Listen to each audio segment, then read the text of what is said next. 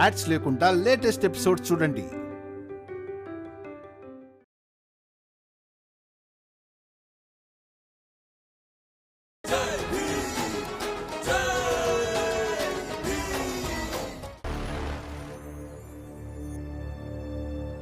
ఇదిగో ఈ బుట్టలో బిడ్డను కరిగించే మందుంది, అది తాగు. డీ కంటే అందుగతే ఇండియాలో నాకెవరూ కనిపించలేదు. అది ప్రేమ కదా. నేను నిన్ను ప్రేమిస్తున్నాను. వాళ్ళకి చెప్పేస్తాను దానితో ప్రేమలో పడ్డాను, ఏం చేయాలి అని. దీన్ని తాగావనుకో బిడ్డ కడుపులోనే కరిగిపోతుంది. నువ్వు నేను చెప్పినట్టు విననంత వరకు ఈ గదిలోనే పడుంచు. పద. వీధులు కూడల దగ్గర పేర్లు రాయడం గురించి నువ్వు మాట్లాడుతున్నావా? అసలు నువ్వే మొహానికి మసి పూసుకొని వచ్చావు. హే శోభ, నీ భర్త నిన్ను వదిలేసి పారిపోయాడు కదా, దీపక్ కన్న తండ్రి తనేనా లేక ఇంకెవరైనా? డేవిడ్ సార్ చెప్పినట్టు విను, లేదంటే నీ కారణంగా దీపక్ ఇంకా శోభ జీవితాలు నాశనం అయిపోతాయి. నేను నిన్ను ప్రేమిస్తున్నాను. దీన్ని తాగేవనుకో బిడ్డ కడుపులోనే కరిగిపోతుంది. నిన్ను వదిలేసి పారిపోయాడు కదా, దీపక్ కన్న తండ్రి తనేనా లేక ఇంకెవరైనా?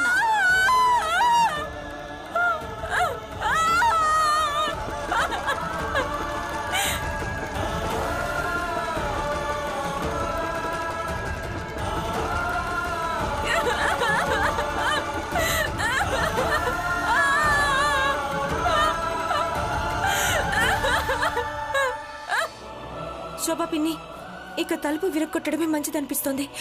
లోపల ఆర్తి గారు ఏం చేస్తున్నారో ఏమో. అవును, రమ చెప్పింది నిజమే, తలుపు విరగొడతాం. ఆర్తి, నీకు నేను చివరిసారిగా చెప్తున్నాను, తలుపు తీ, లేదంటే తలుపు విరగొడతాము.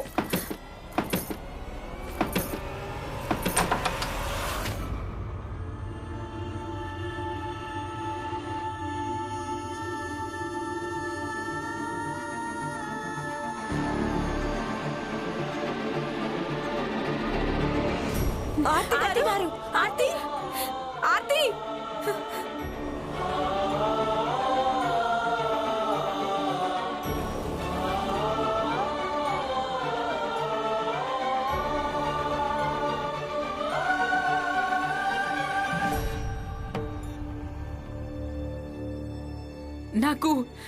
నాకు మీ అందరి దగ్గర ఒక సలహా కావాలి. ఏం సలహా కావాలో అడుగు. అన్నట్టు నువ్వు ఇలా అడగడం చాలా మంచిదేంది తెలుసా? ఎందుకంటే ఇక్కడ ఇంకా చాలా మంది మనుషులు ఉన్నారు. వాళ్ళ దగ్గర నువ్వు సలహా తీసుకోవడం మంచిది. లేదంటే ఎక్కువ మంది తప్పుడు దారి ఎందుకు ఎంచుకుంటారంటే వాళ్ళకి భీమ్ ఇంకా రమల సలహాలే సరైనవనిపిస్తాయి కాబట్టి.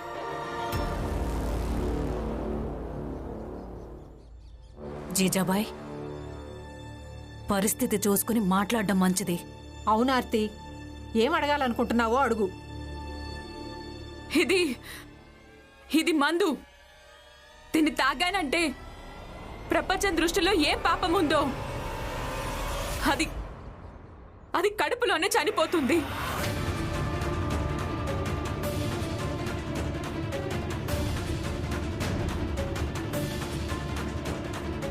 నిజానికి నేను కేవలం ప్రేమించానంతే.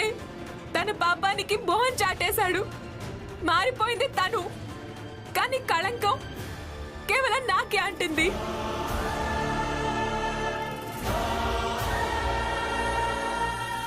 ఇక ఇవి డబ్బులు. ఎంత డబ్బంటే వీటితో నాది, అక్కది, దీపక్ది, మా అందరి జీవితాలు ఇప్పటి నుంచి చాలా హాయిగా గడిచిపోతాయి.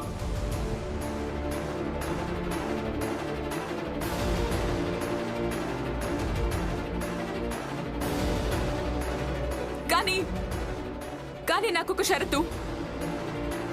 షరత్ ఏంటంటే నేను ఈ మందును తాగాల్సి ఉంటుంది, నా బిడ్డను చంపుకోవాల్సి ఉంటుంది. అప్పుడే ఈ డబ్బులు నాకు సొంతం అవుతాయి.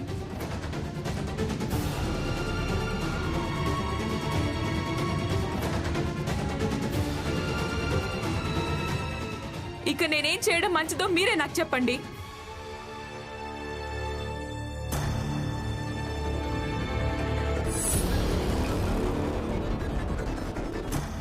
చూడు ఆర్తి, నేను ఇప్పుడు డేవిడ్ దగ్గర పని కూడా చేయడం లేదు. అందుకే నువ్వు ఇలా మాత్రం అనుకోవద్దు నేను తన పక్షాన మాట్లాడుతున్నానని. నేను నీకు ఏం చెప్పినా నా అనుభవంతోనే చెప్తాను. నేను ప్రపంచాన్ని చాలా చూశాను. ఒకవైపు ఏ బిడ్డ ఉందంటే తను ఇప్పటిదాకా ఈ ప్రపంచంలోకి అడుగే పెట్టలేదు. ఇక రెండో వైపు మీ అక్క దీపక్, అలాగే మేమంతా ఉన్నాం. నాకు తెలిసి నువ్వు డబ్బు తీసుకోవడమే మంచిది. ఎందుకంటే ఎవరున్నారో వాళ్ళ జీవితాలు చక్కబడతాయి.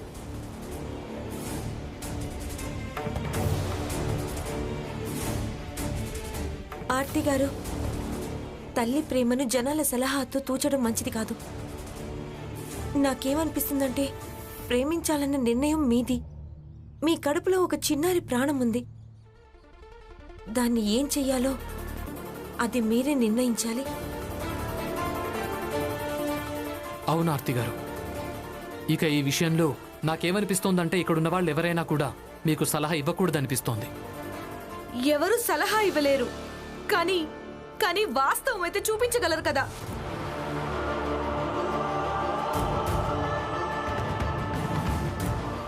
ఆర్తి, దీపక్కి ఈ పరిస్థితి నీ కారణంగానే జరిగింది. లోకులు నీ ఎదురుగానే మాటలని వెళ్ళిపోయారు.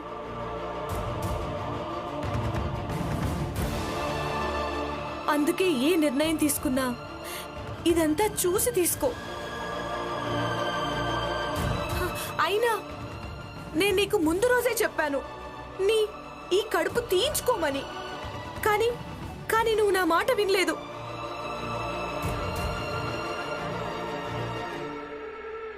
అవును, ఈ శోభ చెప్పింది అక్షరాలా నిజమే. జోకో, నువ్వు నోరు మూసుకొనుండు. అసలు మనకంటూ బిడ్డలెవరూ లేరు. ఇంకా మనం ఇంకొకరికి తన బిడ్డను చంపుకోవాలని సలహా ఎలా ఇవ్వగలం చెప్పు?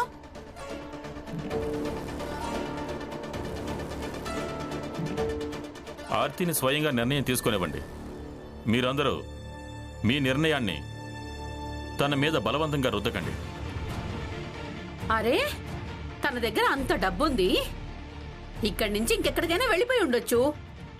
పెళ్లి చేసుకుని పిల్లల్ని కూడా కంటుంది. అయినా అందరు మగుళ్ళు పెళ్ళైన తర్వాత పిల్లల్ని కనను అని షరతు పెడతారా ఏంటి?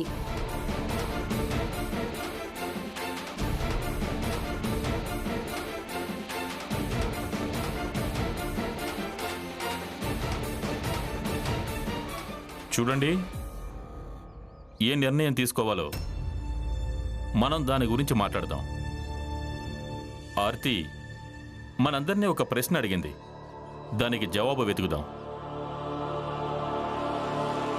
సార్, 99% మంది, ఐ మీన్ 99% పీపుల్, 99% మంది డబ్బులకు పడిపోతారు. అవునా? మీరు చెప్పింది పూర్తిగా నిజమే సార్. ఇక తను మీ పని మనిషి ఆర్తి, తను అలాంటి అమ్ముడుపోయే వాళ్ళలోనే ఒకటి. నిజమేనా? పూర్తిగా నిజమే. కాకపోతే ఒక సమస్య ఉంది. భీమ్రావ్. ఆ భీమ్రావ్ మనకు వ్యతిరేకంగా అలాగే ఆ ఆర్తి పక్కన నిలబడ్డాడు. అలాగే సార్, ఆ భీమ్రావ్ ఉన్నాడు కదా, తన గురించి నేను ఎంత విచారించానో దాంతో ఒక్క విషయం స్పష్టంగా తెలిసింది. తను తన సిద్ధాంతాలకు చాలా కట్టుబడి ఉంటాడు.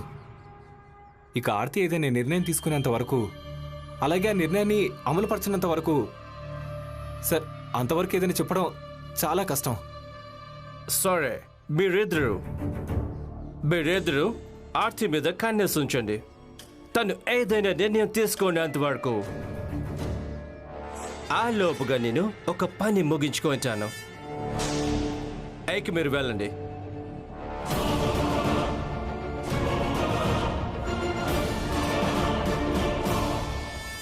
ఆర్తి, ఈ డబ్బులు తీసుకుని ఇక ఈ కడుపు తీయించుకో. నేను మంచినీళ్ళు తీసుకొస్తాను.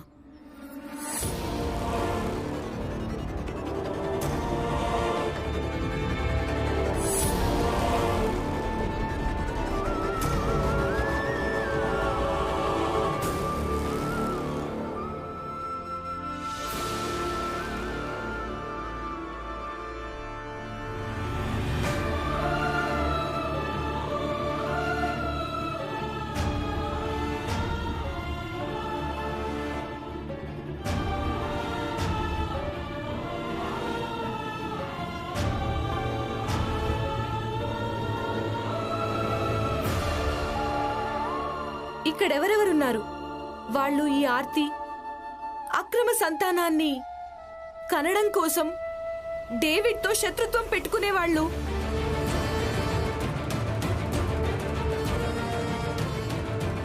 దెబ్బలు తినగలిగేవాళ్ళు, తమ జీవితాన్ని పణంగా పెట్టగలిగేవాళ్ళు.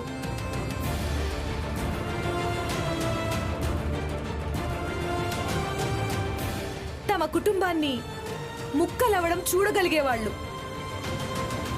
ఎవరికిలా అనిపిస్తోందో వాళ్ళు ఆర్తి దగ్గర 24 గంటలు ఉండి తనను సురక్షితంగా చూసుకోగలమని. కేవలం వాళ్లే ఇక్కడుండండి. ఇక మిగిలిన వాళ్ళందరూ ఇక్కడి నుంచి వెళ్ళిపోండి.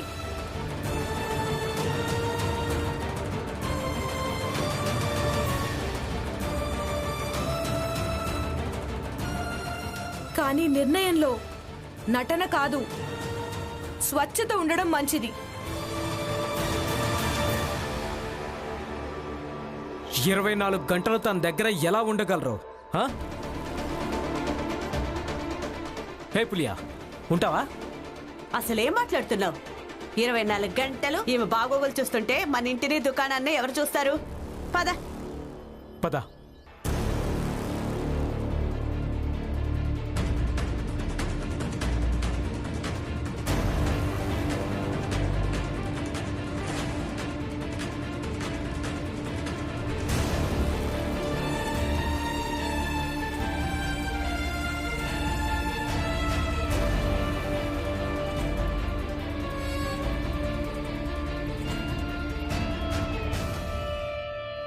ఆర్తి,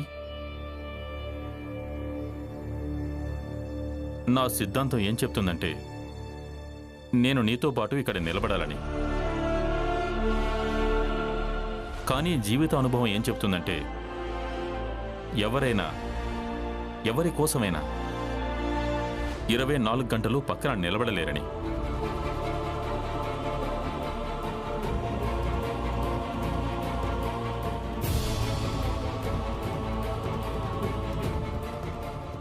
అందుకే నన్ను క్షమించు.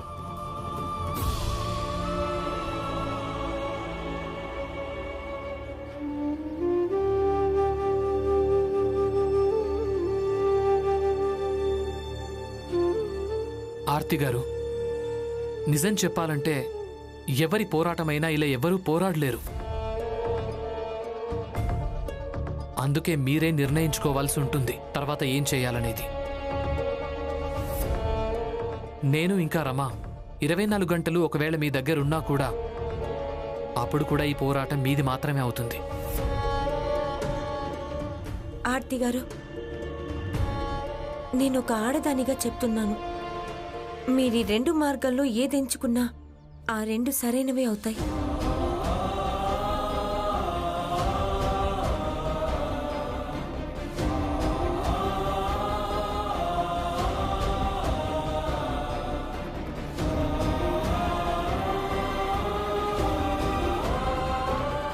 ఆర్తి గారు, మీరు ఎలాంటి నిర్ణయం తీసుకున్నా బాగా ఆలోచించి తీసుకోండి.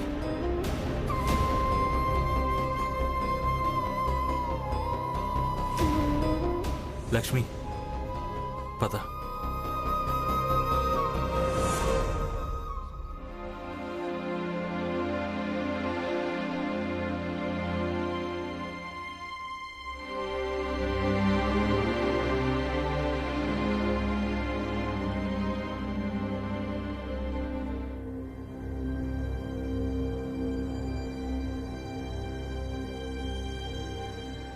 ఆర్తి, ఇదిగో ఈ మందు తాగి ఇక ఈ నాటకాన్ని ఇక్కడే ముగించేయి.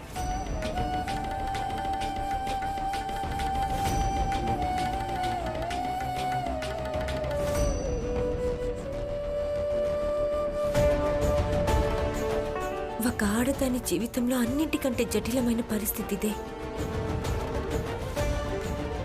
తన గొంతుని సమాజం ఎలా నొలిమేస్తుందో అనడానికి నిదర్శనం. ఏం ఆలోచిస్తున్నావు? ఈ మందు తాగు.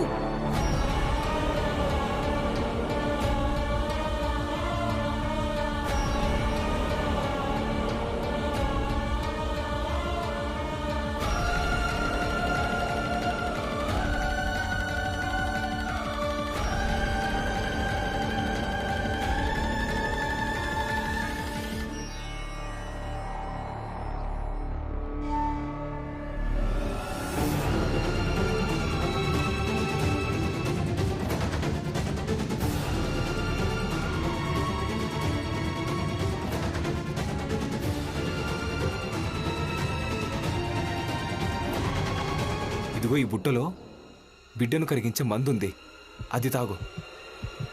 ఇది తాగేవనుకో బిడ్డ కడుపులోనే కరిగిపోతుంది. వీల్లేదు.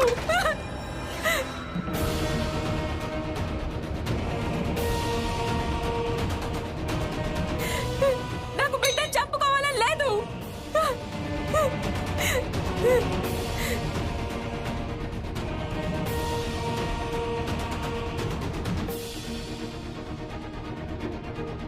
మీరందరూ వినండి, నాకు బిడ్డను చంపుకోవాలని లేదు. ఇక మీరంతా కూడా వినండి. మీలో ఎవరి దగ్గరైనా 24 గంటలు ఉండకపోనివ్వండి. నేను ఈ బిడ్డను కను తీరుతాను.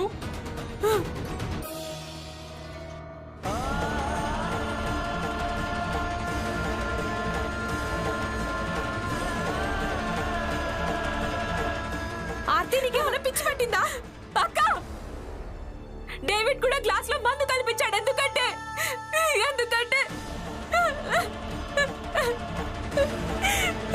ఎందుకంటే నా బిడ్డ కడుపులోనే చనిపోవాలని. మీరు కూడా అదే చేస్తున్నారు కదా. డేవిడ్ సార్కు మీకు మధ్య తేడా ఏంటి?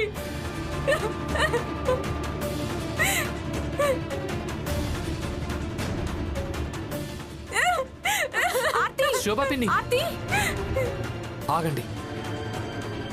ఆర్తి గారు నిర్ణయం తీసుకోవడంలో మనం ఎవ్వరూ సహాయం చెయ్యలేదు. స్వయంగా తనే నిర్ణయం తీసుకుంది. కానీ ఎవరైనా తన నిర్ణయాన్ని బలహీనపరచడానికి గనక ప్రయత్నం చేస్తే అప్పుడు నేను వాళ్లకు వ్యతిరేకంగా నిలబడాల్సి వస్తుంది.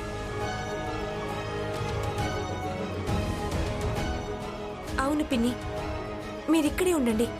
తనని పోరాడనివ్వండి. భీమ్, రమ, మీ ఇద్దరు తప్పుకోండి. రామ్జీ అన్న, మీరా గారు, వీళ్ళిద్దరిని తప్పుకోమని చెప్పండి.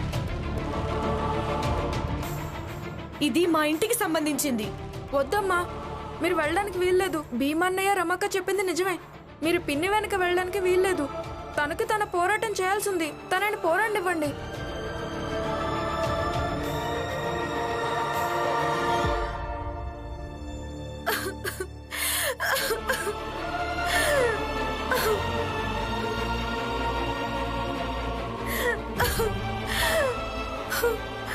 అంతా నాశనం అయిపోతుంది.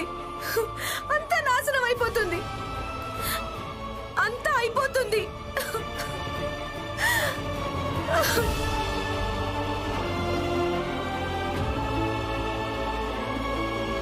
మీరందరూ కొత్త వ్యవసాయం ఎలా చేయాలో నేర్చుకున్నారు కదా? నేర్చుకున్నాం అయ్య గారు. మనుషులు మిమ్మల్ని పొలం దాకా తీసుకెళ్తాడు. డైలీ మందు మొక్కలు పంచడం మొదలు పెట్టండి. వాళ్ళండి. ఆగండి.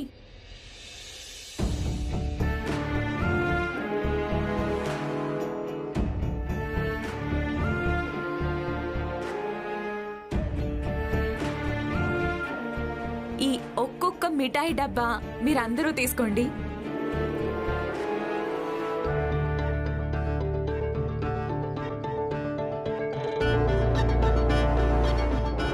అరే తినండి, ఇవన్నీ అన్నిటికంటే ఖరీదైన మిఠాయిలు. అందరూ తినండి. ఎందుకోసం ఇస్తున్నారు ఈ మిఠాయిలు? నా కడుపులో ఈయన బిడ్డ ఉంది. ఈ సంతోషంలో మీరందరూ వెళ్ళి మీ పనులు చూసుకోండి. ఈ పిల్ల అబద్ధాలు చెప్తుంది, పిచ్చి పట్టినట్టుంది. వాళ్ళంటే